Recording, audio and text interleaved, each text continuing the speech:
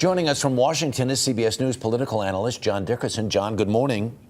Good morning, Harry. Let's talk about Arlen Specter, who seems to have been around forever. We remember him from the Anita Hill hearings and even farther back from that. Why is he so vulnerable now? Well, he's vulnerable because in this election, voters are angry about two things. They're either angry about incumbents and establishment figures, or within parties, they're angry at members who haven't sufficiently held to the ideals of those parties. Arlen Specter finds a way to offend both of those groups. He switched to being a Democrat after 30 years as being a Republican, and people see him, as Joe Sestak very successfully used as a message in one of his ads, that Arlen Specter cares about one job, his own. I want to move on to Arkansas now, and Senator Blanche Lincoln. She's vulnerable from the left, as it turns out, which is so interesting because it's, once again, what you suggested about people hewing to party orthodoxy.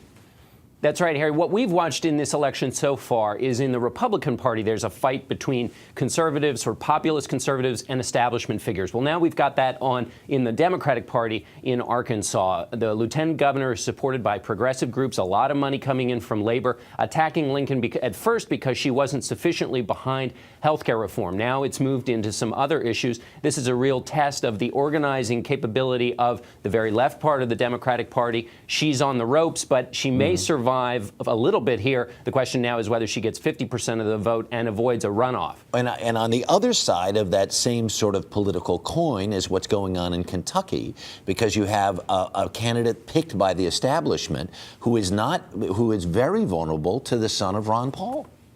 That's right. And this is the continuing story. We saw this in Utah with Senator Bennett getting knocked out of his party. We've seen it in Florida, where the governor, Christ, had to leave the Republican Party because of the swell of Marco Rubio, the Republican conservative candidate. So now we're seeing it here in Kentucky. Rand Paul, really, it looks like he's going to win, and that's a real challenge for the Republican Party. Now the question is, does the Tea Party message, how does it work with moderates and independents that are required to get the vote for November? Exactly. So that becomes the question. So people maybe get a degree, a spoonful of satisfaction now because they're getting the candidate they want. They're getting the party to go in the direction they want. But do we have any idea how this is going to play in the general election?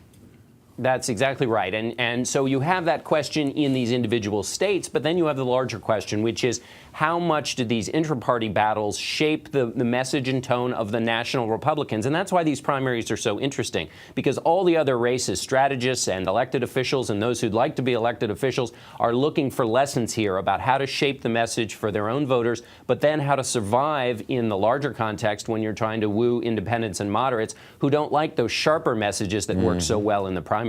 There you go. John Dickerson, thank you for your expertise this morning. Do appreciate it. A lot happens early on The Early Show, weekday mornings on CBS.